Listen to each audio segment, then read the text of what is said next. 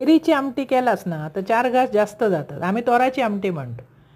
रंग जरी पिवळो असलो तरी आंबट ढोक असा आणि अजून कच्चाच असा.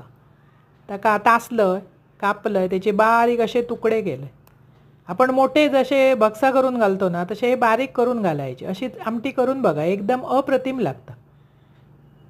एका मिक्सरच्या भांड्यात घेतलंय ओला खोबरा, 2 उभे चिरून मिरच्यो, हळद, धणे, लाल तिखट, आल्याचं 1 तुकडो आणि लसणाचे 2 पाकळं बारीक गिलगिलीत वाटून घेतलं. एक पेन पातेला घेतलं, त्याच्यात घातलंय तेल, हिंग, मोहरी आणि कढीपत्त्याची ठसठशीत फोडणी.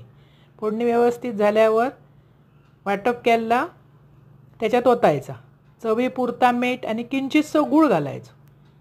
व्यवस्थित उकळी इली की आंब्याच्या ज्यो फोडी केलं त्यो घालायचे. गूळ घातलास की चव मस्त येतं, आंबट तिखट गोड. व्यवस्थित उकळी येऊ द्यायची. जयच्या थंय आमटी करायची. अशी आमटी करा, बरोबर ना. तळायला एकदम भारी लागतं. आवडतली तुमका आणि आवडल्यास पटकन माझा चॅनल सबस्क्राईब करा.